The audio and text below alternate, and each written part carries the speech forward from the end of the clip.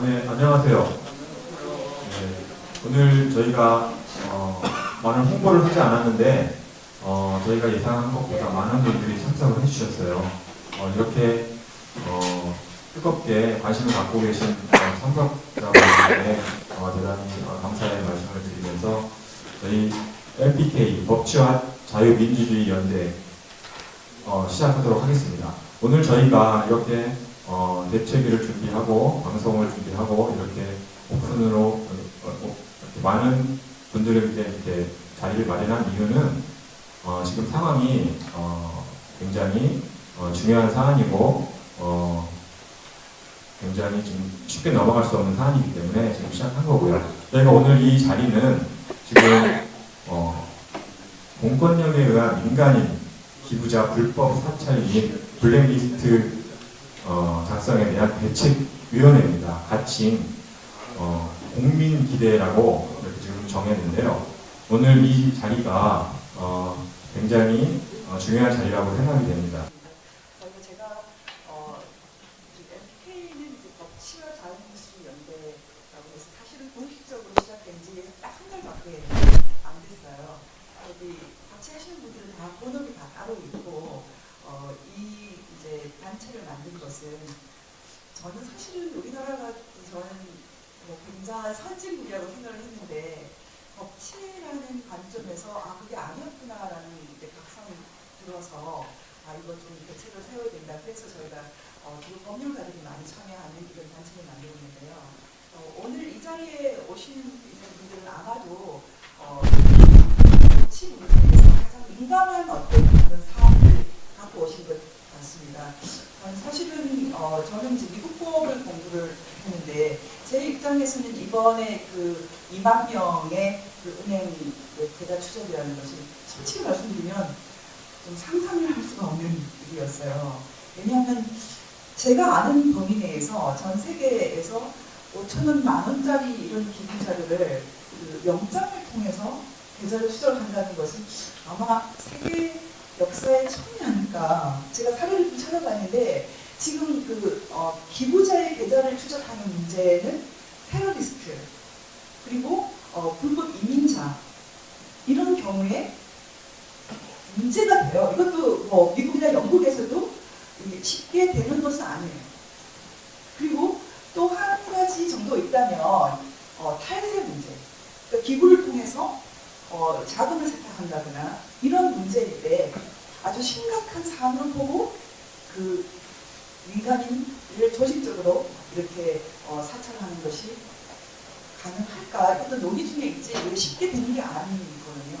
근데 저는 이번에 여러분들이 거의 한 700장 정도 보내오신 그 자료를 보니까 영장 번호가 기재가 되어 있어요. 그래서 너무나 놀랐어요.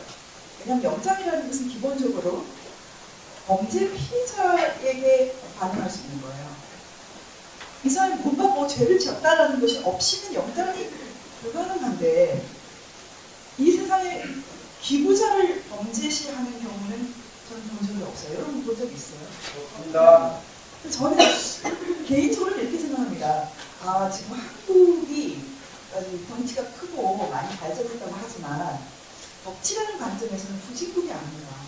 많은 분들이 이게 뭔가 잘못됐는데 왜 잘못했는지도 제대로 설명을 못하고 또 이거 안 잘못됐다고 말씀하시는 분도 굉장히 많아요. 여러분 이게 안 잘못되면 앞으로 어떤 일이 벌어지냐면 아무도 기부를 못한다고 적었어요. 저는 지금 MPK를 연지 1년 됐는데 1년 한 달 됐는데 사람들이 하루에 10,000원 뭐 몇만 원씩 하루도 안 빼고 기부를 해줬어요. 근데 이 보도가 나가는 순간부터 끊어졌어요. 저희 단체만 그렇게 되는 것이 아니라 좌든 우든 어떤 단체든 누가 선의를 갖고 쉽게 기부를 하겠습니까? 또 정권이 바뀌면 촛불 때 기부한 사람들도 전부 조사를 받겠네요.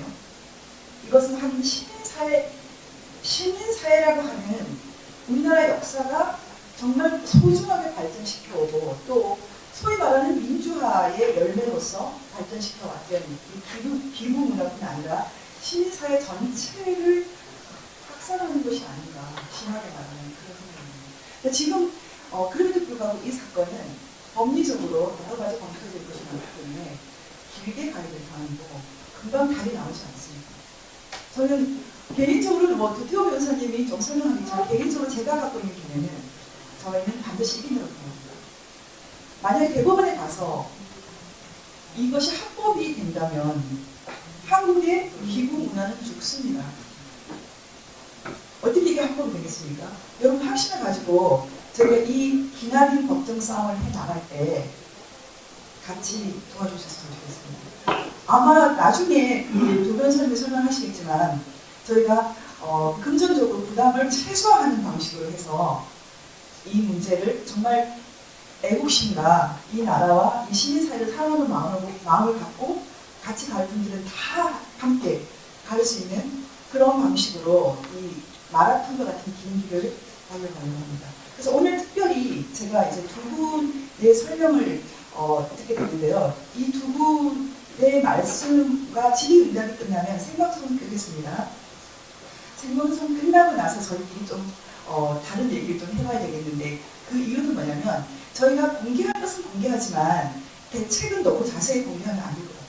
그래서 생방송은 두 분의 설명까지만 생방송으로 하는 걸로 하겠습니다. 오늘 먼저 모실 분은 저희 법치와 자유민주연대의 고문단장으로 계시고 한양대학교 명예교수로 계신 통합박사 명주선 교수님입니다. 교수님이 저희가 이 사건이 터졌을 때 두 분도 모두 이렇게 그 은행에서 성함을 받았는데요.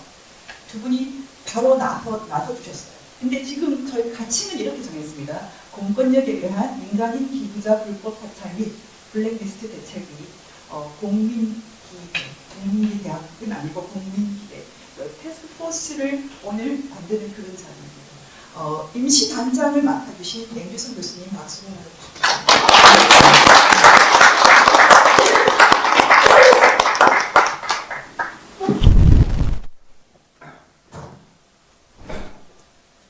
네, 지금 소개받은 한양대학교 명예교수 명주선입니다. 제 이름 혹시 들어보신 일이 있으신 분 계시리라 생각이 돼요. 제가 임종석 대통령 비서실장 임종석 분에게 글을 올린 장본입니다. 그런데 하도 그 당시에 페이크 뉴스가 많이 돌아다니다 보니까 자꾸 전화가 왔는데 실제로 내가 올린 게 맞느냐, 아니면 거짓말 누가 만든 거냐, 뭐 이런 전화를 많이 받았습니다. 근데 제가 실제로 올렸고요. 그 글을 올릴 때는 상당히 고민 많이 했습니다. 운동권과 학교에서 보직 생활을 10여 년 동안 하면서 몸으로 부딪혀 와서 그 생리를 너무 잘 알고 있기 때문에 저희 신변에 대한 위험성, 또 내가 어떤 일을 당했을 때 우리 가족은 어떻게 될 것인가 등등 고민이 많았습니다. 한 달 동안 글을 써놓고 못 올리고 있다가 기도 끝에 응답을 받고 올렸습니다. 결코 나는 쓰러지지 않는다, 뒤에서 도와주시는 분이 계시는구나라는 걸 확신을 갖고 올렸지만 그 글입니다. 그 글은 저도 여러분들과 마찬가지로 계좌 추적 당했다는 그 내용을 은행으로부터 거래은행으로부터 받았습니다. 근데 여러분들 여기 처음 이제 여기 오셨을 때 저와 똑같은 의구심을 갖고 오셨으리라 이렇게 생각이 됩니다. 그 의구심은 첫째 내가 그 내용을 다 받고 내가 범죄자인가? 이런 의구심이 먼저 왔습니다. 두 번째, 어떻게 내 동의 없이 계좌 추적을 마음대로 할 수 있는가? 저기 물 한 잔 주시면 계좌 추적을 어떻게 마음대로 할 수 있는가? 두 번째, 의구심을 가졌고요. 세 번째는 도대체 2만 명이라는 그 명단까지 가지고 있다면 이것은 무슨 목적에 사용하려고 하는 것인가? 이거야말로 블랙리스트 작성 아닌가? 라는 그 세 번째 의구심. 그다음 며칠 지나서 그러면은 우리만 2만 명뿐이었나?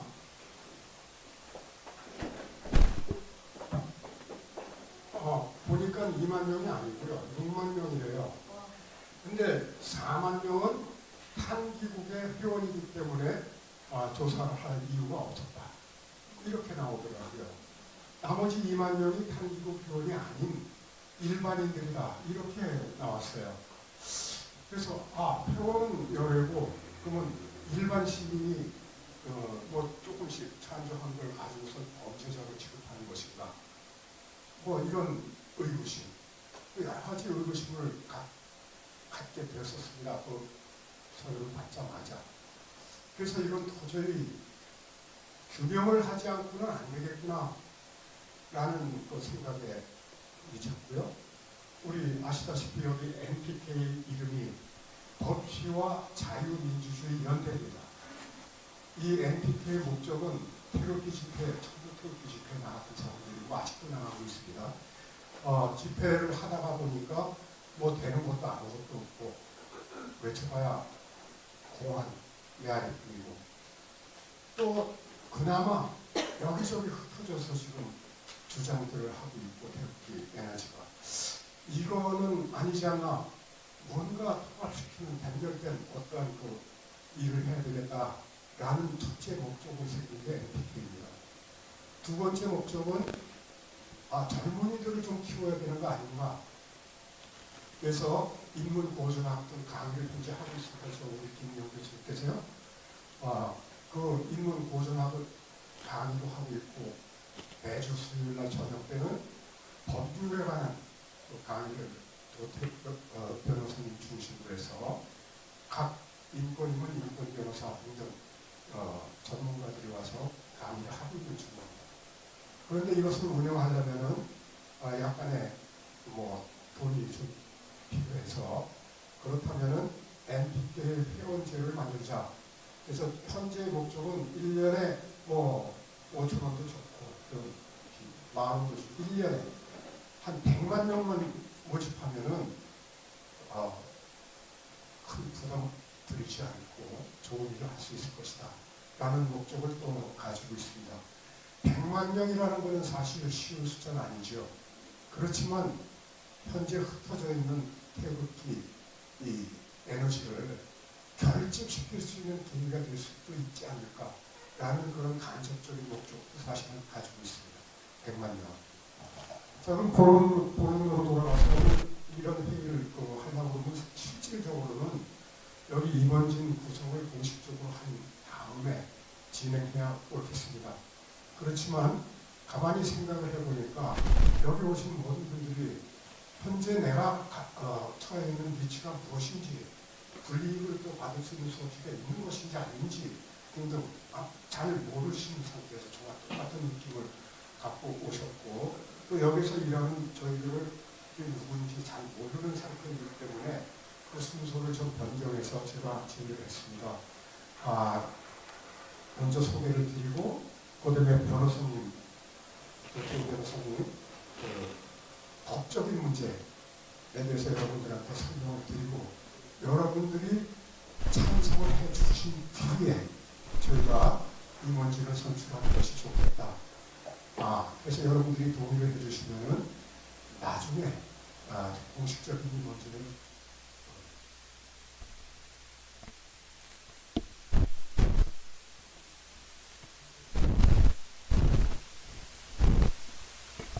이것과 후에 우리가 공식적인 어떤 손해를 보일 수 있는 의미가 없는가 라는 것과 그 다음에 공정성에 관한 건데요. 우리 김용 교수님 아까 말씀해 주셨지만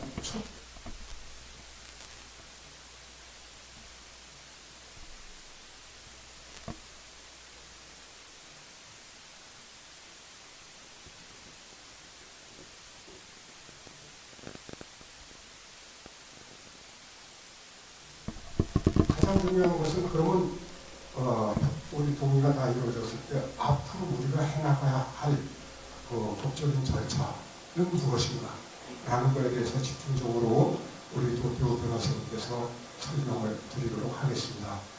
도태욱 변호사님은 박근혜 대통령 변호인단에서 일했던 변호사님이시고요. 또 연장 구속이 됐을 것 때문에 정부 성명서에 우선 이번에 거기서 나온 그 변호사입니다. 그러니까 여러분들께서 이 일을 추진하는데 믿고 또 변호사님을 믿고 이렇게 찬성을 해주셔도 충분히 의심해야지 없고 자격이 있으신 분이라고 이렇게 생각을 합니다. 그러면은 간단한 저의 그 말씀 드리는 거를 이걸로 마치고요. 우리 노태우 변호사님께서 법적인 문제 그리고 여러분들이 가지고 계신 궁금증에 대한 그 법적인 해법 이런 거에 대해서 설명을 드리는 시간을 갖도록 하겠습니다. 감사합니다.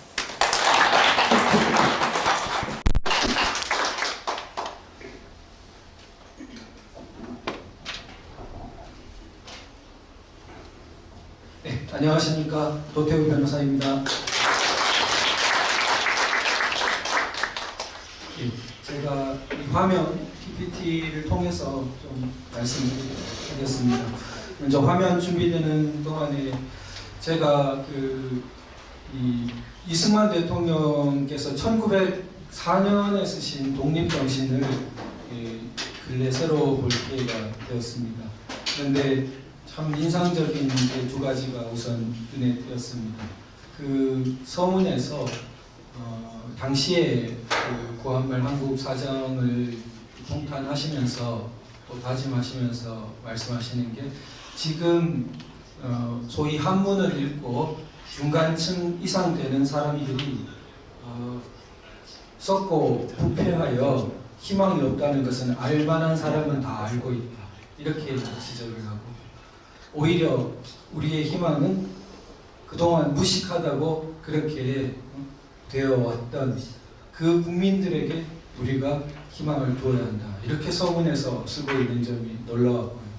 그리고 그 안에서 본문 중에서 그 나라에 대해서 이렇게 좀 설명을 하시면서 나라를 비유를 하시는데 어떤 사회 조직이라고 하는 것은 이제 누구나 쉽게 이해할 수 있고 들 수 있는 내용인데 사회 조직 중에서 비유를 드시기를 회의체에 드시더라고요. 회의체. 나라라는 것을 하나의 회의체에 비유할 수 있다. 그러면은 회의를 할 때 회원이 있고 사무를 맡긴 사람이 있는 거예요. 사무를 맡긴 사람이 공무원, 법관 이런 사람들이 회원들의 위임을 받아서 그 회의의 사무를 보는 회의체. 그런데 이 두 번째 나라를 회의체에 비유한 것은 놀라운 비유입니다. 왜냐하면 이 정치 현상을 국가 같은 이런 정치 현상을 말을 중심으로 의논을 중심으로 본 것은 민주주의가 발달한 서구 정치 철학에서도 20세기 중후반에야 나타났습니다. 독일의 유명한 하버마스 같은 학자, 또 그에게 영향을 준 미국의 아렌트 같은 학자가 정치 세계, 정치 현상에서의 공론, 말의 중요성을 주장했고 그것이 크게 영향을 미쳤습니다. 그런데 그런 논의가 나오기 50년 전쯤, 40~50년 전쯤 아무도 주목하지 않는 동방의 외진 우리 한국에서 이승만 대통령은 나라를 회의체에 비유하고 있었습니다. 그래서 참으로 하느님이 축복하신 나라라는 생각이 들었습니다. 그런 분이 국가에 기틀을 놓았기 때문에 우리나라는 참으로 복받은 나라고 반드시 살아남고 번영할 수밖에 없다는 확신이 들었습니다. 네. 그러면 이러한 기틀이 잘 놓아져 있는 우리 대한민국을 잘 발전시켜 가야 할 텐데 참 역행하고 있는 일들이 자고 일어나면 하나씩 생기고 참 그런 쏘가리를 하게 되는 현재 현실입니다. 그 중에서 오늘 특히 시민 2만 명의 계좌 추적, 또 블랙리스트 작성, 요 가칭은 조금 이 부분이 더 이제 정확한 명칭이죠. 아까 전에 말씀드린 공권력에 의한 민간인 기부자 불법 사찰 및 블랙리스트 그 부분에 대해서 제가 좀 더 꼼꼼한 검토를 해보도록 하겠습니다. 그래서 전체적인 그 순서는 이 사건의 어떤 문제 영역에 대해서 제가 좀 구분을 해보고 그 다음에 법적인 성격에 대해서 살피고 그 문제를 각각 하나씩 들어가 보겠습니다. 그 문제는 계좌 추적의 법적 성격, 또 블랙리스트 작성 및 불이익 조치에 관한 부분, 그리고 통보 유예라는 것이 적혀 있습니다. 6개월 뒤에 통보를 받았는데요. 그 부분의 위법성, 크게 문제점은 3가지 영역 정도가 되겠습니다. 그리고 이에 대해서 법적인 검토를 좀 더 깊이 들어가 보겠는데요. 먼저 헌법이 보장하는 기본권 침해에 대한 확인, 또 형사소송법 등등 제가 살펴보도록 하겠습니다. 그리고 마지막으로 오늘 제 말씀드리는 것의 가장 핵심으로 생소한 단어이실 수 있겠는데 적법 절차라는 단어입니다. 이 부분이 오늘 들으신 말씀 중에 다 잊어버리셔도 좋은데 이 단어 하나는 갖고 가시는 것을 말씀드리고 싶습니다. 이 이제 적법 절차라는 부분이 왜 중요한지, 또 이것이 왜 문제인지 제가 본문 중에 더 상세히 말씀드려 보겠습니다. 그러면 이 사건에, 우리 지금 현재 우리가 부딪히고 있는 사건에 대해서 가장 첫 번째로 내가 왜 영장에 의해서 계좌를 추적받아야 되나, 내가 범죄자인가, 이런 의문이 드시는 부분이 있을 겁니다. 그 부분이 바로 계좌 추적이라고 제가 붙여놓은 영역에서 살펴보겠고요. 두 번째는 이렇게 2만 명씩이나 그 태극기 집회에 후원했던 분들을 블랙리스트로 관리한다면 내가 불이익을 받거나 이런 우려가 있지 않을까, 또 이것을 촛불 집회에 대해서는 행하지 않았는데 그것을 불법에는 평등이 없다는 말로 또 정당화하던데 그건 어떻게 되나 라는 부분을 살펴보겠습니다. 세 번째는 6개월간 이런 사실을 통보하지 않고 유예한 부분에 대해서, 그 위법성에 대해서 살펴보도록 하겠습니다. 마지막으로 그 각각에 대해서 좀 더 심화된 법적인 검토를 하고 핵심적인 적법 절차에 대해서 강조를 하면서 마쳐보도록 하겠습니다. 그러면 우선 전체적으로 이 일이 일어난 것에 대해서 성격을 살펴보면 먼저 중간에 있는 이게 법치 파괴적인 것이다 라는 부분을 살펴볼 수 있습니다. 이것이 형식적으로는 법률을 따른 것 같지만 사실은 그 형식적인 법률 조항 밑에서 정당한 영장이 아닌 영장이 나오고, 또 그에 의해서 기부자를 범죄자 취급하고 이런 식으로 간다면 정당한 실질적 법치가 살아날 수 없겠죠. 그런 부분을 지적해야 되고, 우리가 이런 부분을 좀 더 이제 응축시켜서 표현한 것이 적법 절차라는 표현입니다. 이것이 우리 1987년 헌법에서 이제 처음 우리 헌법에 도입되는데요. 우리 헌법에서는 1987년 헌법에 도입되지만 사실 법이 가장 발전한 것으로 평가되는 영국, 미국 쪽에서는 19세기부터 나오는 개념입니다. 그래서 19세기 영국에서 자신들의 수백 년 그 법의 발전을 돌아보면서 그것을 한마디로 응축시킨 개념이 바로 적법 절차라는 것입니다. 그래서 이 적법 절차, 영어로 due process of law라는 것은 형식적으로 뒤에 있는 law를 따르는 것처럼 외관상 보여도 실질적인 due process가 보장되지 않으면 그것은 정당한 어떤 법의 정신을 따른 게 되지 못하는 그런 것을 말하고, 또 그것을 각 국가기관이나 국가 절차나 모든 것에 침투시켜서 그 원리에 따라 규율하고자 하는 것입니다. 이런 부분에서 살펴볼 때 이 사건을 보면 소위 1987년이라든지 그 이후에 민주화를 주장했던 사람들이 사실은 민주화의 정신을 굉장히 수단적으로, 도구적으로 이용했다는 것을 단적으로 보여주는 것이 이번 계좌 추적 문제라고 할 수 있겠습니다. 그러니까 이 민주화라는 자유민주주의의 그 바탕에 보면 실질적 법치주의를 떠나서 생각할 수 없는데, 이런 것들을 다 무시하고 자기들이 정권을 잡게 되면 상대방이라고 생각되는 사람들에게는 자기들이 이때까지 주장해왔던 법치라든지 인권이라든지 적법 절차라든지 이런 것들을 다 무시하는 방향으로 가고 있는 세태를 가장 잘 보여주고 있는 것 중에 하나가 이번 계좌 추적 사태라고 보겠습니다. 그래서 이 적법 절차를 안중에도 없이 지난 탄핵 사태 이래 마구 거의 매장하고 있는 그런 현실을 보여주고 있지 않나 생각합니다. 결국 이렇게 법치를 파괴하고 이런 시민들에게 권리를 보장하고 정당한 절차를 부여하고 있는 것을 다 무시하게 되면 궁극적으로는 우리가 살아가고 있는 자유민주주의 체제를 위협하는 것이 되겠죠. 그것이 오늘날 북핵 위기와 맞물려서 나라를 정말 벼랑 끝으로 몰아가고 있는 위태로운 상황이라고 하겠습니다.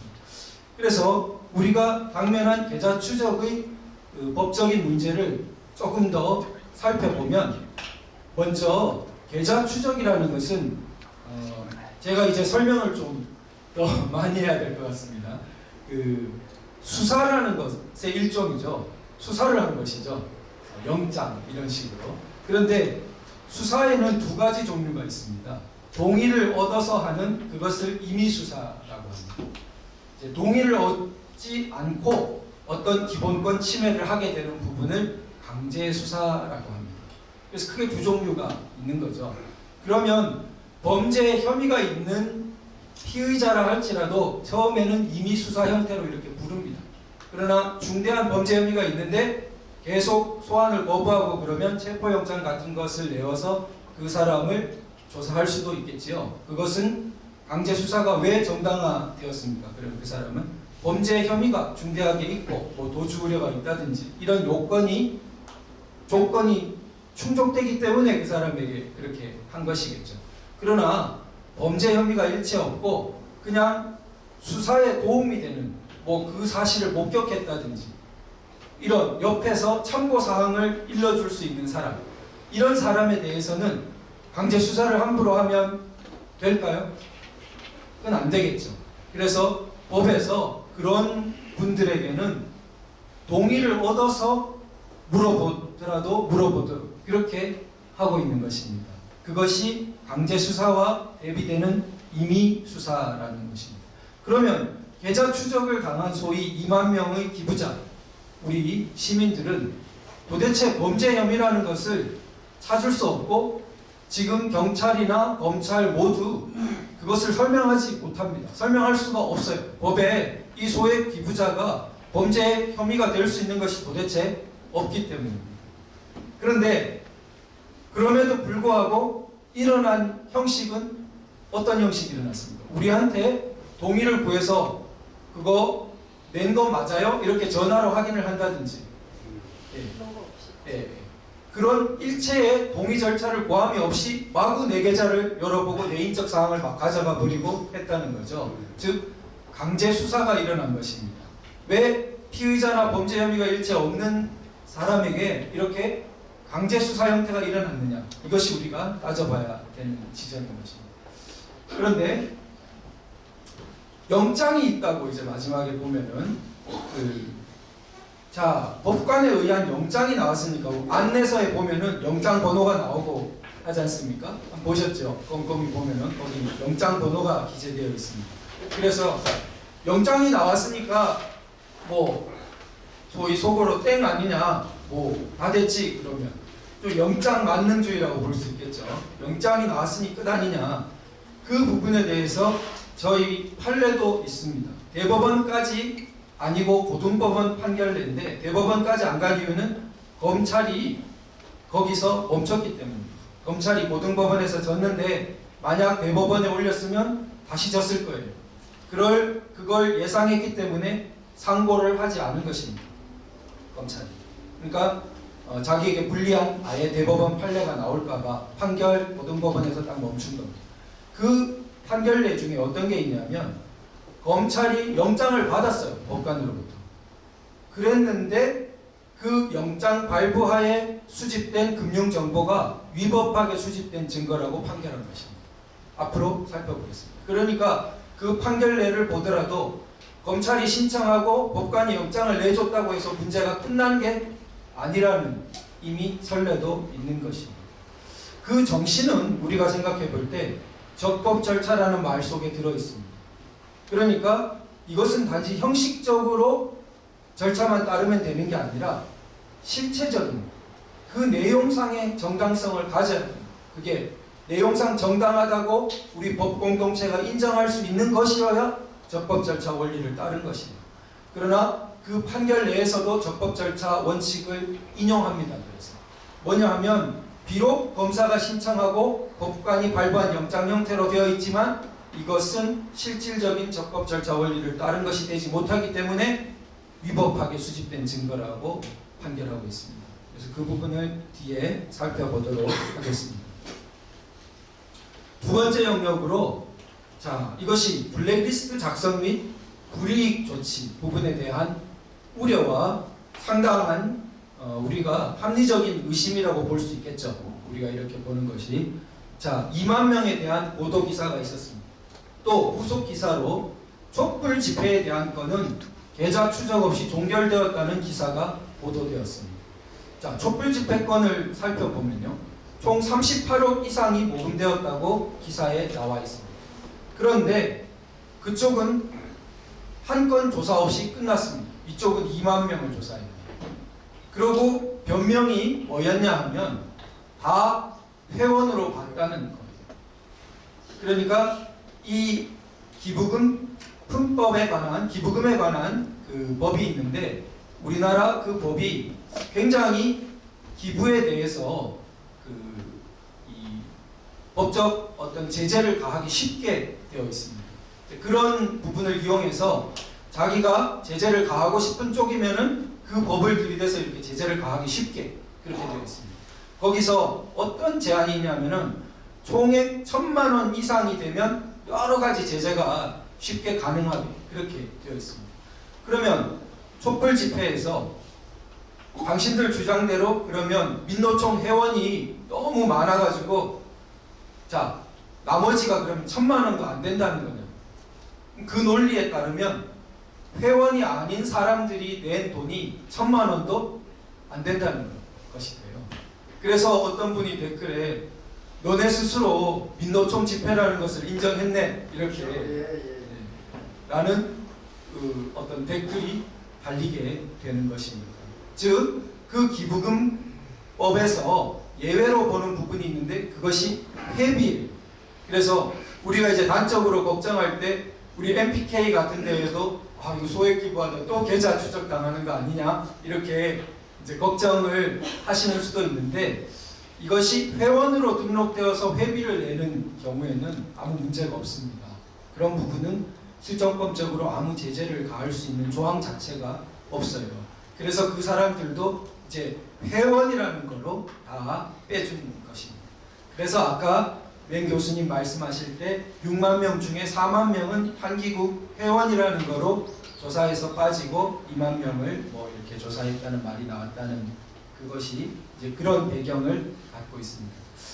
그런데 그러면 이런 그 검찰의 설명이 굉장히 옹색하고 또 법적인 원리로 비추어 볼 때 문제가 있다는 좀 더 뒤에 살펴보겠습니다.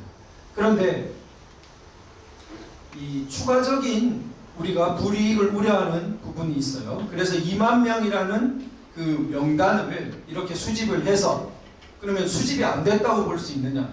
영장을 하려면 뒤에 별지 목록으로 쭉 이렇게 연명부를 만들 수밖에 없겠죠. 은행에 여러 차례 뭐 수백 차례 수천 차례 보내는 게 아니기 때문에 각 은행에 이 사람들에 대한 것을 주십시오 하고 별지 목록을 해서 보내게 된단 말이죠. 영장 번호가 제가 보니까 뭐 수백 개 있는 게 아니에요. 영장 번호가 그냥 몇 개 있어요.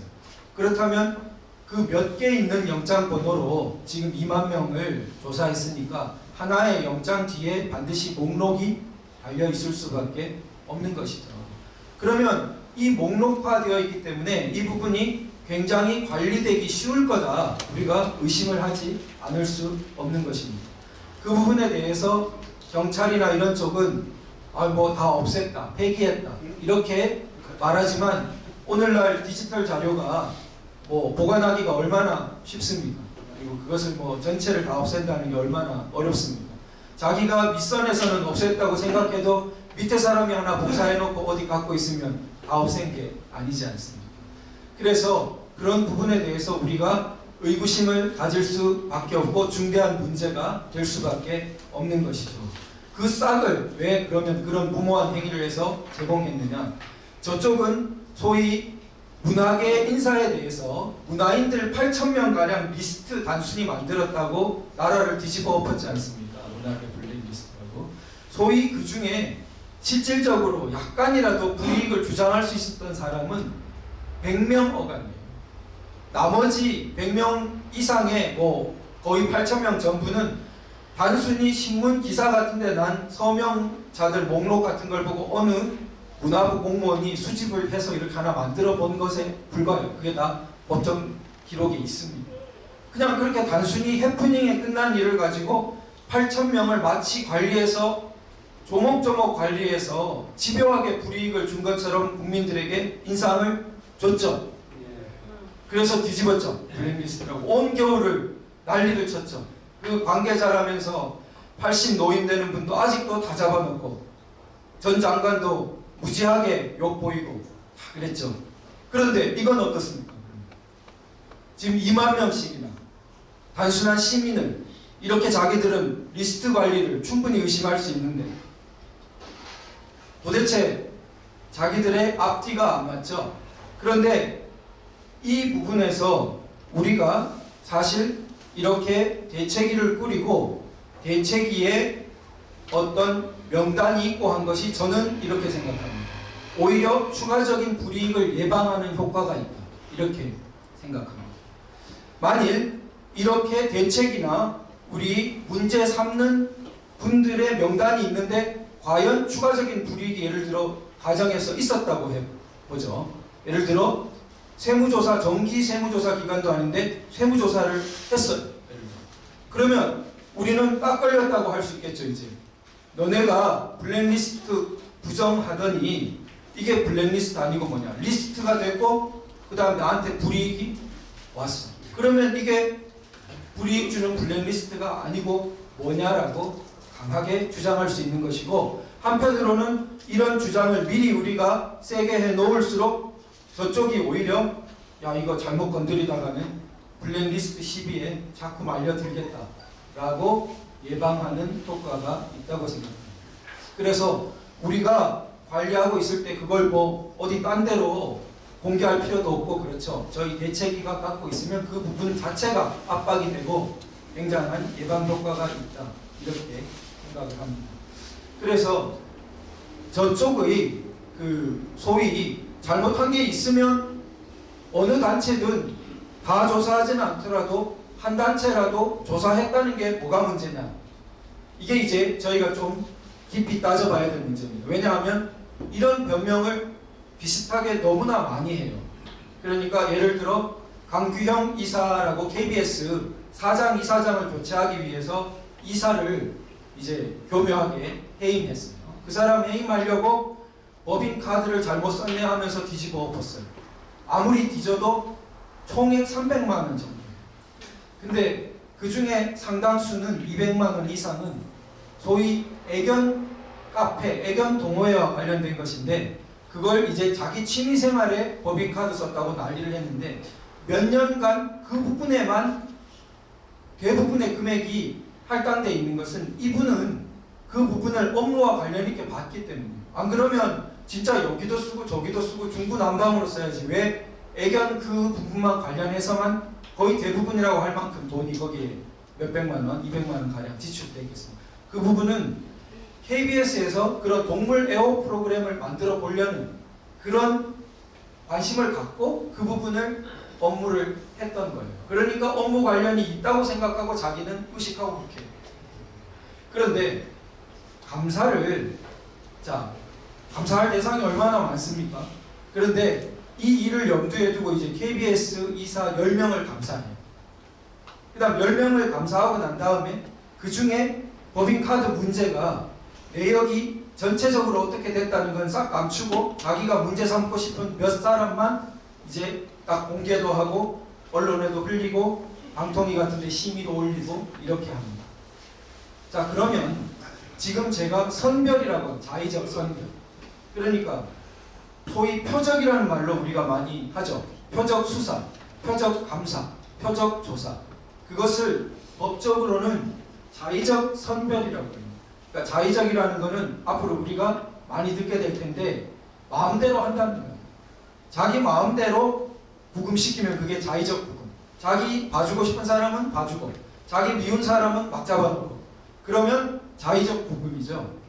자기가 봐주고 싶은 사람은 감사 안 하고 자기가 혼내주고 싶은 사람은 찍어가지고 감사시키고 그게 자의적인 감사죠. 그것을 자의적인 선별 감사, 요 사람만 딱딱 골라내가지고 자의적인 선별 수사 이렇게 볼 수 있겠죠. 그런데 형사소송법, 우리 그 형사 절차를 주관하는 형사소송법에 아주 대원칙으로 저렇게 자의적으로 선별 수사를 하면 수사권 남용이고 위법 수사라고 되어 있습니다. 자, 저거를 기소를 해봐요.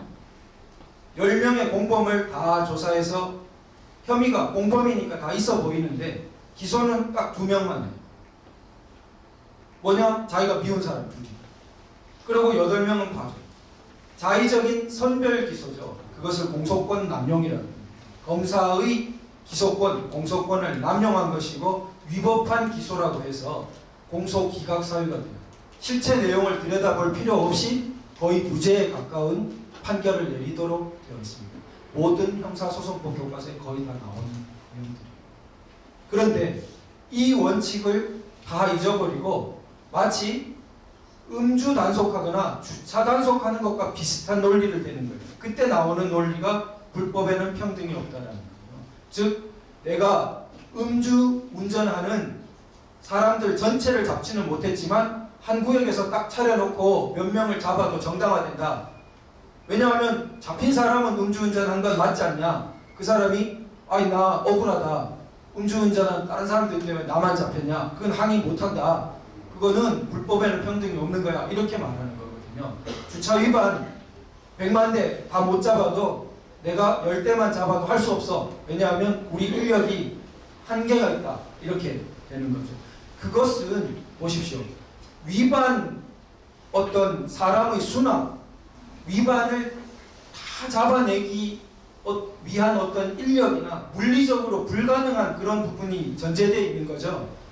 그리고 그 범죄의 혐의 부분도 좀 경범죄고 그런 데서 나온 말이 불법에는 평등이 없다는 논리겠죠. 그런데 이 논리를 가지고 자의적으로 선별수사하고 자의적으로 표적감사하고 자의적으로 세무조사시키고 그런 것을 정당화할 수 있겠어요? 그거는 의도를 가지고 자기가 공평하게 수사하려면 A, B, 촛불 집회, 태극기 집회 둘밖에 없는데 자기가 공평하게 수사하려면 촛불 집회도 하고 태극기 집회도 하고 할 수 있는 것인데 딱 의도를 가지고 이 집회만 한 것이지 그게 불법에는 평등이 없다는 말로 정당화 되겠냐 이 말입니다. 그래서 앞으로 우리 이제 이 교양이 필요한 것입니다. 우리 애국 시민들이 좀 배웠다는 태 내면서 불법에는 평등이 없다 이런 말하는 젊은이 있으면 이제 짜신 건 그거밖에 모르지. 자, 자의적 선별수사, 자의적 선별조사 그거는 형평의 원칙이 위배되고 지금 음주운전, 주차 단속하는 데 간 법리를 어디다 적용하는 거야. 그렇게 하면은 검사 기소도 다 위법하고 공소기각 판결이 나는 거야. 이렇게 이제 가르쳐 줘야 됩니다. 언론이 가르쳐 주지 않아요. 예, 그래서 우리가 이러한 부분에 대해서 결국은 이렇게 자꾸 자의적으로 하면 그것이야말로 국가 권력을 자의적으로 운영하는 것이고 자기들이 남한테 뒤집어 씌웠던 직권 남용이고 국가 권력의 사사합니다. 남은 뒤집어 씌우고 자기는 안 지켜요. 그것은 법치를 무시하기 때문에 법치의 정신을 가진 사람은 이렇게 할 수 없어요. 왜냐하면 법치는 어떻게 말하죠? 룰 오브 로의 정신은 어떻게 말하죠? 모든 사람은 법 아래 있다. 법 앞에 평등하다만이 아니고 모든 사람은 법 아래 있다. 예외 없이. 누구도? 왕도. 생각해 보십시오. 수백 년, 500년도 더 전에 이 생각은 위대한 생각입니다. 오늘날 왕정이 없어졌으니까 그렇지 왕정이 시퍼렇게 살아있는 때에 왕도 법 아래 있다라고 주장한 것입니다. 그래서 법치가 위대한 것입니다. 그런데 왕도 법 아래 있다 하고 발전한 것이 법치주의인데 어떤 대통령이 되면 자기는 법에서 싹 빠져나가요? 어떤 비서실장이 되면 법에서 싹 빠져나가요? 어떤 정당이 되면 법에서 싹 빠져나가요? 자기는 법 아래 있지 않는 듯이 행동해요. 그리고 저쪽은 법 아래 있어야 돼. 그것은 법치의 정신을 이해하지 못합니다. 실제로 주사파는 법치의 정신을 이해하지 못합니다. 왜냐하면 그 사상의 근본이 사람 중심이라 하면서 법치와 대립되죠. 사람 중심 통치, 법치와 대립되죠. 법치는 법 아래 있어야 돼요. 사람이. 그래서 우리가 세 번째로 홍보 유예하는 부분에 대해서 살펴보겠습니다. 이 법을 보면 금융실명법에 나오는 내용이에요. 금융실명법의 원칙은 10일 이내에 이렇게 통보하게 되어 있습니다. 그런데 그 2항에서 보면 예외적으로 예외예요. 예외적으로 6개월 기간을 둘 수 있는데 예외 사유를 한번 보시죠. 이 세 개가 무시무시한 것이어서 우리가 그나마 걸 수 있는 것은 증거인멸밖에 없어 보여요. 첫 번째를 보면 어떻게 돼요? 해당 통보를 하면 사람의 생명이나 신체의 안전을 위협할 우려가 있는 겁니다. 너무 터무니없죠. 그 다음에 3번 보면 해당 통보가 질문 조사 등의 행정 절차의 진행을 방해하거나 과도하게 지연시킬 우려가 명백합니다. 아무리 생각해도 우리를 볼 수가 없죠. 그러면 해당 통보가 증거인멸, 증인 위협 등 공정한 사법 절차의 진행을 방해할 우려가 명백한 겁니다. 어떤 은행에 보면 이 부분을 쓴 게 있어요. 사법 절차 진행 방해 우려 이런 식으로. 그래서 이 부분을 걸었다는 것을 알게 된 것입니다. 그러면 증거인멸 이게 참으로 남용되고 있습니다. 그래서 박 대통령에 대한 구속 연장 사유도 증거인멸. 뭐 함부로 잡아넣는 구속할 때도 증거인멸. 무조건 증거인멸 갖다 대요. 그러면서 증거인멸 어떻게 말하냐면 만나가지고 서로 말을 맞출 우려가 있다. 그래서 증거인멸 우려가 있다. 그러면은 두 발 달린 사람이 안 돌아다닙니까? 우리가 이렇게 행동의 자유가 있는데 누구 만날 가능성이 배제돼요. 그러면은 가능성으로 따지면은 누구를 만나가지고 이야기할 가능성에서 배제될 수 있는 사람이 누가 있겠어요? 만약 그 가능성을 가지고 잡아넣기 시작하면 걸 수 없는 사람이 어디 있겠습니까? 구속시키고 싶으면 증거인멸 사유로 하면 되고 증거인멸 사유가 만나서 말을 맞출 우려가 있고 그렇게 보면 터무니없는 것이죠. 그 부분이 남용되는 것입니다. 적어도 그렇게 만나서 말을 맞출 우려가 있다는 그게 되려면 굉장히 그 혐의가 무언가 기존에 어떤 축적된 것으로 이건 굉장히 우려가 있다는 것이 소명이 돼야겠죠. 그런데 그런 소명도 없이 마구잡이로 갖다 쓴다는 겁니다. 그게 대표적으로 드러난 게 여기에요. 우리가 지금 대부분의 2만 명은 탄기국에 일하는 사람이 누군지도 몰라요. 그렇죠. 신문 광고 같은 데 나오고 계좌가 있으니까 보낸 분들이 많은 거지 인적으로 아는 사람이 2만 명 중에 몇이 있겠습니까? 무슨 말을 맞춘다는 거예요. 그 사람들. 더구나 그 사람들 대부분 구속도 됩니다. 그래서 이 사유 자체가 굉장히 자의적으로 어거지로 이렇게 건다는 것입니다. 지금 앞에서도 설명드렸지만 형식적으로 법조항을 인용하는 듯 하지만 실질적으로는 그 법정신을 따른 것이 아닐 때 그게 적법 절차 위반이라는 거죠. 지금도 보다시피 형식적으로 법조항 걸어서 자꾸 가기 시작하면 못 얽어 넣을 일이 없어요. 그렇기 때문에 적법 절차가 중요한 거고 법치가 발달한 영미에서 그 원리가 아주 높이 받들어지게 된 것입니다.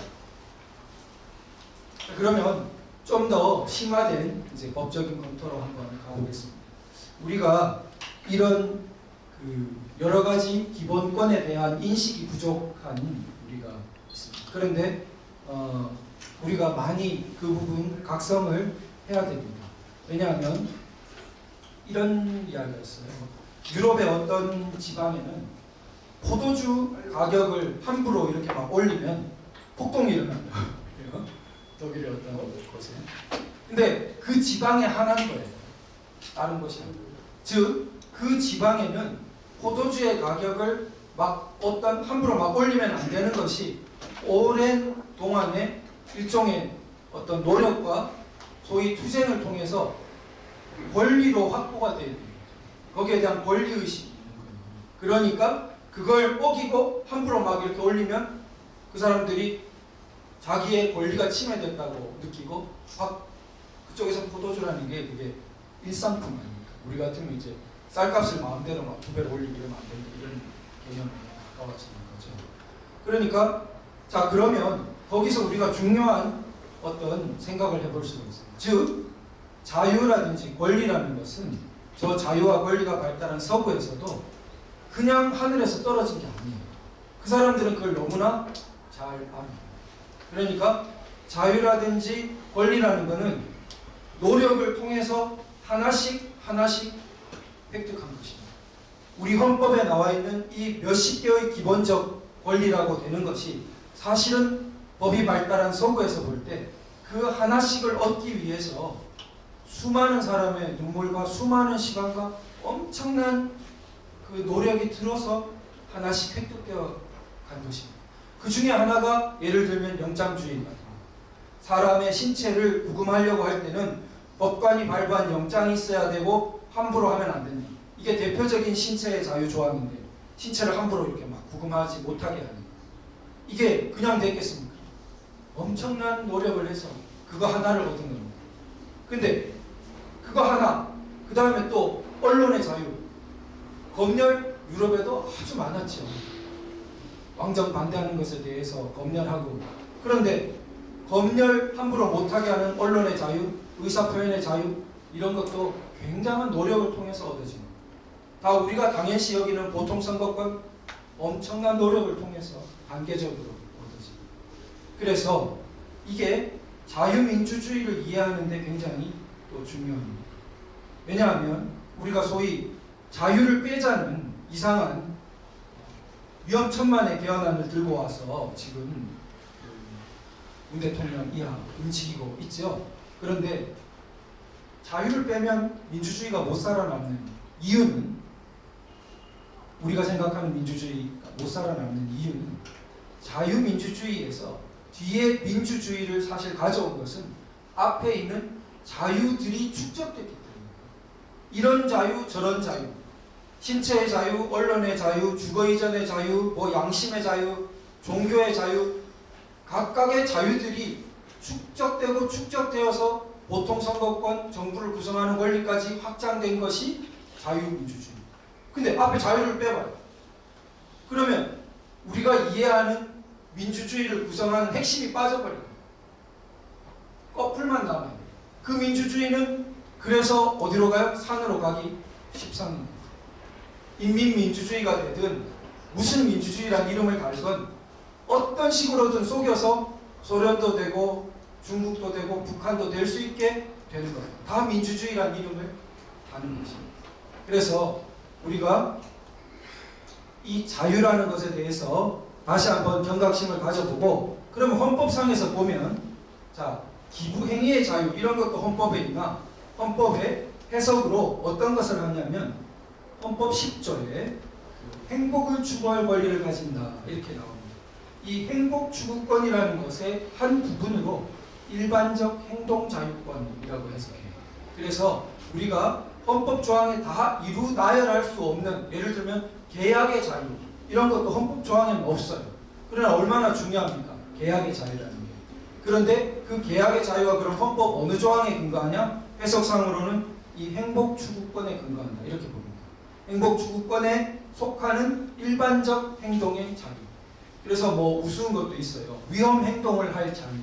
예를 들어 누가 막 이렇게 물론 다른 사람을 방해하면서 이 스피드카나 이렇게 고속 오토바이 타는 거 말고 좀 안전한 데 가서 자기가 막 하면 그 사람 자기 신체를 위태롭게 하는 거잖아요. 그렇지만 위험 스포츠를 자기가 원해서 택했죠. 그것을 위험 행동을 할 자유라고 부릅니다. 그런 것까지 헌법에 다 안 나오죠. 그것을 이끌어내는 것이 행복 추구권, 일반적 행동의 자유입니다. 그러면 기부 행위를 할 자유. 내가 기부하고 싶은데 기부하는 자유. 내 행복을 위해서죠. 행복 추구권. 일반적 행동의 자유. 내 일반적 행동에 여러 가지 자유가 있는 거죠. 그래서 그것을 침해하는 것이 되고, 자, 촛불은 수사 안 하고 우리는 수사해. 평등권 위반이죠. 그리고 적법 절차에 대해서는 다시 한번 살펴보겠고, 자, 내 계좌를 함부로 뒤지고 내 인적 사항을 함부로 가져간다? 그런 거 못하게 금융실명법이 있는데 그것이 사생활의 비밀과 자유를 침해하죠.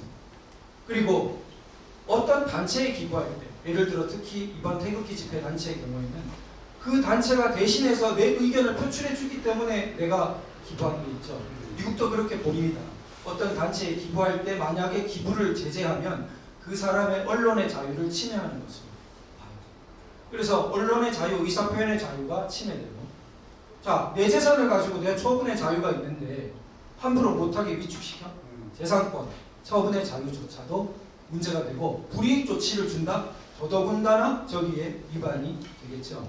그래서 헌법 조항은 하나만 위반되어도 심각한데 지금 도대체 위반되는 게 몇 개입니까? 그래서 이 부분이 심각하다는. 자, 그 다음에 구체적으로 들어가선 이 절차를 규율하는 것은 형사소송법입니다. 그래서 우리가 좀 형사소송법에 대해서 공부를 하실 필요가 있는데, 형사소송법은 조금 이렇게 교양으로 가지셔도 좋습니다. 왜냐하면 헌법과 굉장히 긴밀한 연결이 있는 것이 형사소송법. 그래서 우리 인권에 굉장히 구체적인 보장을 담고 있는 것이 형사소송법입니다. 왜냐하면 공권력이 해를 가할 때 가장 심각한 해를 가할 수 있는 것이 형사 절차죠. 함부로 감옥에 집어넣고 함부로 벌금을 때려도 그렇고 전과자료 만드니까. 그래서 형사소송법이 중요한데, 자, 거기에 보면 형사소송법 자 199조에 이렇게 되어 있습니다.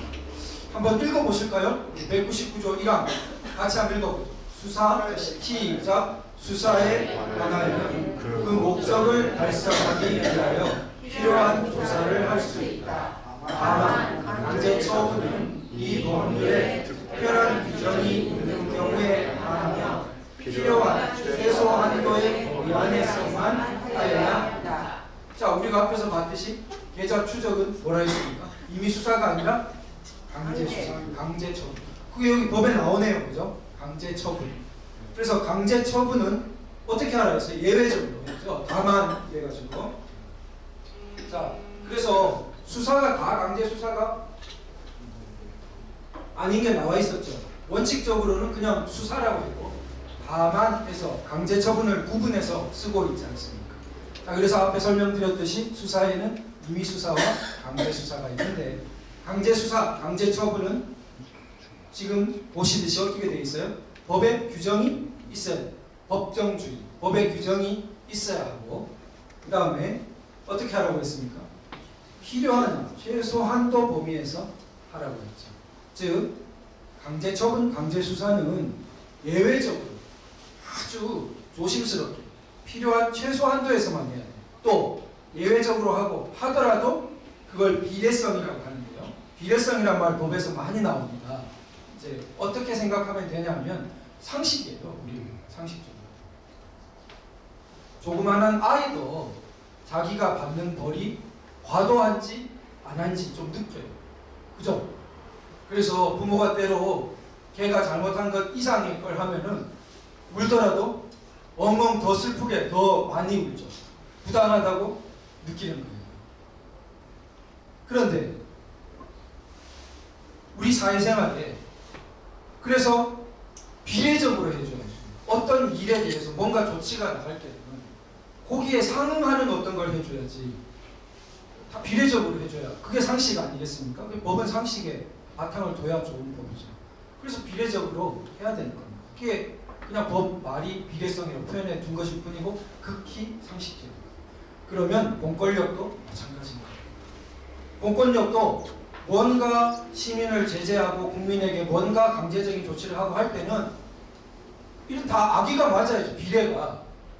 우리는 예를 들어 한 게 아무것도 안 하거나 요만큼 했는데 이따만한 걸 가져와가지고 확 때려요. 막 그렇게 하면 그게 비례가 무너졌다는 거죠. 초가집에다 대고 막 폭탄을 떨어뜨리고 막 이런 식의 마찬가지입니다. 그래서 지금 우리에게 일어난 걸 보죠. 자, 그러면 법정주의냐? 자기들이 아까 금융실명법 그 조항을 든다고 했죠. 그런데 형식적으로 드는 게 문제라고 제가 설명드렸죠. 그러니까 법정주의니까 법의 조항은 들어요. 그래가지고 통보서에도 항상 법 조문은 인용해 놓지요. 그런데 그 실질적인 내용을 들어가 보면 안 맞다는 거예요. 그 다음에 예외적으로 하라고 그랬는데 예외적이기는커녕 2만 명 다 했죠. 마구 했죠. 비례적으로 하라고 했는데 조사한 것에도 모자라서 6개월 통보 유예까지 시켰죠. 그래서 우리가 형사소송법적으로 볼 때 문제가 많고 그 다음에 자 여기는 이제 그 더욱 우리가 이제 이 부분에 관해서는 박사님 되시는 이번에 모이신 분. 자 이거 보시는 분들이 가장 아주 깊은 부분까지 들어간 게 여기 이제 수색이라는 설명을 좀 드리면 이래요. 자 영장 그래요. 영장 그죠? 여기도 영장이라고 써요. 영장이라는 게 뭐냐? 영장이라는 것은 법원에 쉽게 말해서 법원의 허가증. 법원에 이제 제가 단순화해서 말할게요. 법원의 허가증을 영장이라고. 허가장이죠. 허가장. 허가를 내주는 거를 영장. 주체는 법원. 법원 아닌 주체가 법원 아닌 영장이라는 건 없어요. 주체는 항상 법원. 법원이 어떤 행위에 대한 허가를 내줄 때 보통 다 강제 처분이에요. 강제적인 막 이렇게 국민에게 위해가 가는 그런 것일 때 그걸 허가를 내줄 때 그거를 영장이에요. 영장주의라고 해요. 뭘 영장주의라고 하냐? 큰 틀에서 법원이 이렇게 그 강제 처분을 내주는 권리를 딱 갖고 있도록 하는 것을 영장주의로. 영장을 받아야만 그 조치를 할 수 있게 합니다. 이것이 서구에서 특히 법이 발달한 영미에서 아주 오랜 투쟁 끝에 발전시킨 아주 뭐랄까 법의 역사에 있어서 기념비적인 놀라운 것입니다. 사법권의 독립이라는 것은 바탕이 이 영장에서 나옵니다. 오늘날은 뭐 사법권의 독립, 권력 분립, 즉 뭐 삼권 분립 막 거창하게 나갔지만 가장 기초적으로 가보면 법원이 함부로 사람 못 잡아가게 법원의 허락을 받고 법관의 허락을 받고 사람을 잡아가게 하라. 그거 따기 어려웠어요. 영국도 그걸 따내는데 몇백 년이 걸렸어요. 그렇게 한 것이 그것이 사법권의 독립, 법원의 독립의 출발이고 초석입니다. 즉 영국 마그나 카르타에서 이 영장주의까지 수백 년이 걸렸어요. 모든 사람이 법 아래 있다 했지만 아직 그까지 못 갔고 한 400년, 300년을 지나서야 이게 갑니다. 법원의 허락을 받고 사람을 가져요. 당시 놀라운 거예요. 세계 어디에도 없어요. 그 당시에. 아무리 왕이라도 법원의 허락 없이는 사람을 함부로 못 잡아가요. 왕이 시퍼렇게 있는데도. 자, 그것이 이제 영장주의고 제일 처음에는 그래서 뭡니까? 구금에 관한 것이 잡아 가두는 거죠. 그래서 우리나라도 구금에 관한 영장이 한 종류. 근데 영장은 두 종류밖에 없어요. 크게 봐서 구금, 그 다음에는 대표적으로 압수수색 이렇게 두 종류. 그래서 압수수색은 물건 뺏어오고 막 뒤지고 이런 거죠. 그래서 압수가 있고 수색이 있고 보통 근데 수색해가지고 압수해버리기 때문에 압수수색 영장이라고 같이 씁니다. 그런데 조금 구분을 해보면 이 부분 계좌를 추적하고 우리 인적 사항을 막 가져가고 이거는 뭐에 해당돼요? 수색이에요. 수색영장 쪽입니다. 그래서 영장 중에서 구금 아니고 압수수색. 그 중에서도 수색영장. 그러면 자기들 저쪽 편도 수색영장이라는 거로 정당화할 수밖에 없어요. 이거를. 그런데 수색영장에 대해서 살펴보죠. 수색영장은 1번이 있고 2번이 있어요. 이거밖에 없어요. 이게 이제 피고라고 피고인이라고 나오는데 그 뒷부분에 피고인은 재판받고 있는 사람이고 피의자는 재판까지는 안 가고 수사받고 있는 사람이에요. 근데 여기서는 그냥 같이 보시면 됩니다. 그래서 어쨌든 수사 대상이거나 재판을 받는 형사재판을 받는 사람 그런 사람에 대해서 자 쓰는데 자 1번, 2번에서 나눠지는 게 뭐냐면 피고인이나 잘 보이세요? 피고 관계가 있다고 인정할 수 있는 것에 한정하여 피고인은 신체가 없는 그 밖에 전하시 저는 저한테 질문하시는 줄 알았어요. 그래서 자 피고인, 피의자라는 용어는 그런 것인데 1항, 2항이 뭐로 나눠져 있냐면요. 피고인이나 피의자의 것이 하나고 1항이고 제3자의 것이 두 번째 2항입니다. 자 우리가 이렇게 생각해요. 그러니까 내가 어떤 사람이 범죄 혐의가 있다. 그래서 수사하거나 재판을 받는다 하는 쪽에 대한 수색영장이 하나 있고 그것 말고 제3자에 대한 수색영장이 두 번째예요. 제3자에 대한 수색영장이 완전히 불가능한 것은 아니게 돼 있어요. 그런데 근데 그 요건을 봐요. 근데 보면은 우리를 그러면 범죄 혐의자로 본 거냐? 황당하죠. 기부한 소액 기부자들이 무슨 범죄 혐의가 있겠어요. 기부자 중에서도 아까 김미영 사무총장님 말씀처럼 고액의 어떤 탈세 혐의가 있다거나 어떤 돈 세탁 혐의가 있다거나 그러면 또 별 문제예요. 그러나 이 태극기 집회 기부는 도저히 그거하고는 상관이 없는 이만입니다. 그러면 그 사람에게 범죄 혐의라는 게 터무니없다. 그러면 정당화될 수 있는 것은 두 번째 제3자의 것뿐이죠. 그렇다 이겁니다. 그런데 제3자의 것에서 가보면 뭐가 있냐면 이걸 한번 읽어보죠. 109조 2항 제일 아래 부분이요. 자 거기 피고인 아닌 자 거기부터 자, 시작. 피고인 아닌 자의 신체, 물건, 주거, 기타 장소에 관하여는 압수할 물건이 있음을 인정할 수 있는 경우에 관하여 수색하겠다. 뭐라 했어요? 압수할 물건이 있는 경우에 한하여. 그렇게 돼 있는 거예요. 제한을 가하는 거예요. 제한 안 가하면 안 되죠. 윗부분하고 어떻게 똑같이 볼 수 있겠어요? 제3자인데 기본권을 막 침해하는 거예요. 더 엄격한 요건을 가해 놓은 것입니다. 압수할 물건이 있음을 인정할 수 있는 경우에 우선 딱 보니까 텄죠. 우리한테 적용하기도. 물건이 뭐가 있어요? 우리한테 계좌에. 법은 물건을 그 계좌에 적혀있는 내용으로 이렇게 유추해서 확장해서 해석할 수도 있는 거 아니냐.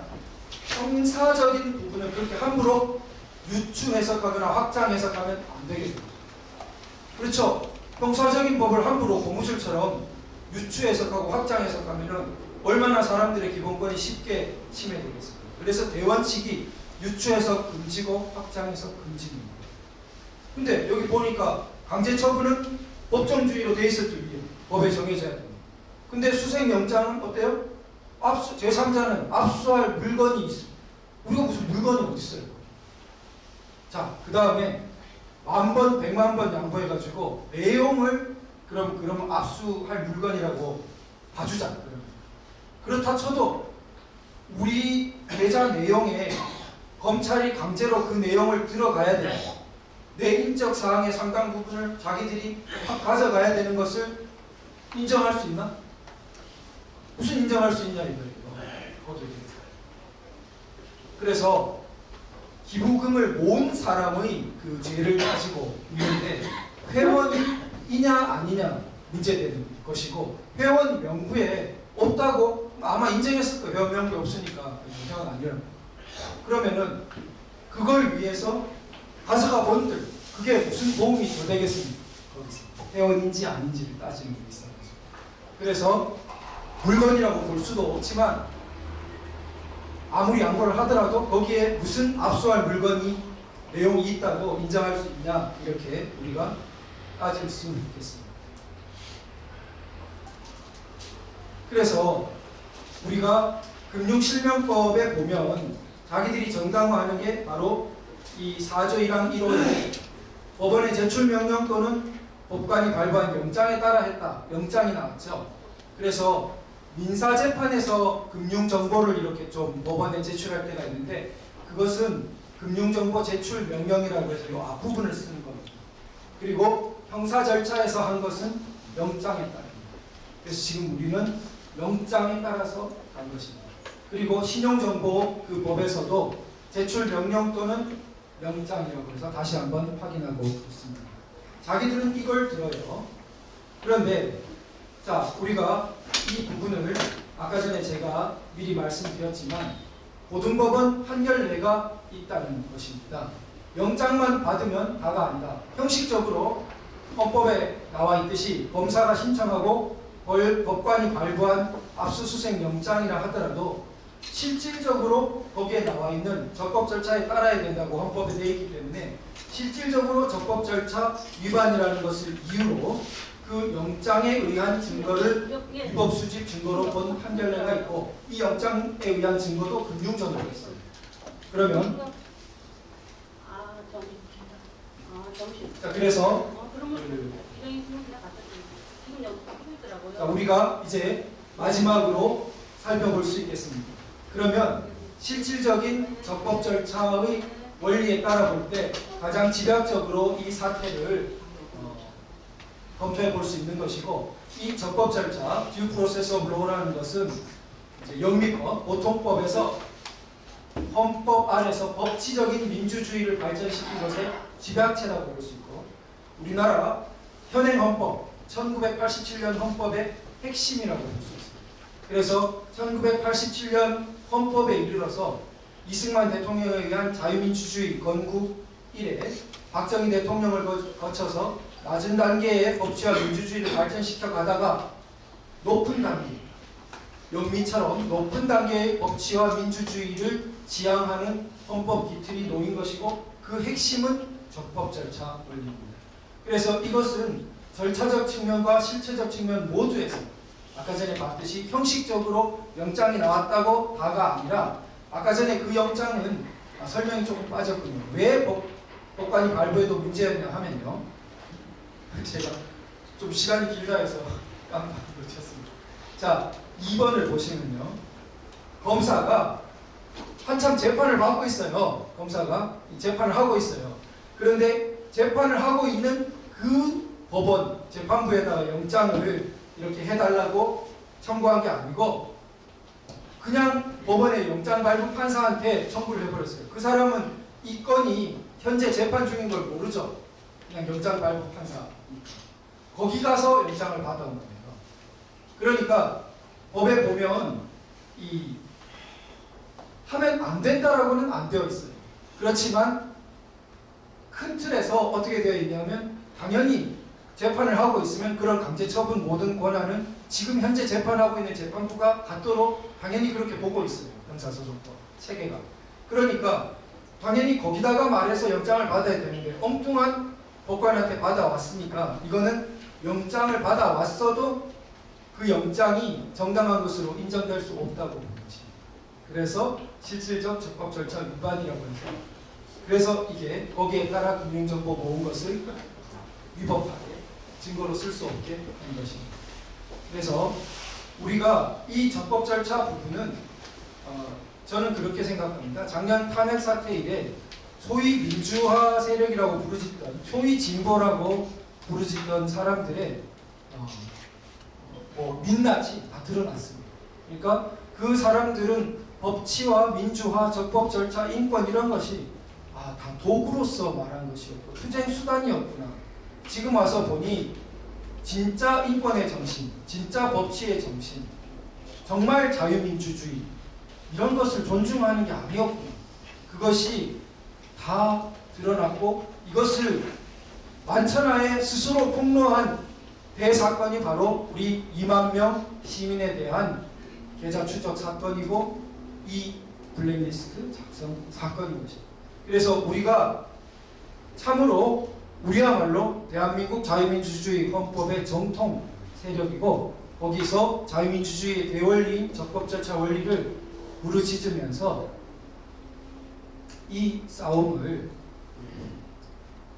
단기간이나 어떤 그냥 속전속결 이런 식으로 생각하지 말고 나라에 어떤 체제가 걸려있는 문제로 생각하고 우리가 쭉 끈기 있고 그리고 집요하게 다가갈 필요가 이렇게 생각합니다. 긴 말씀 들어주셔서 감사합니다.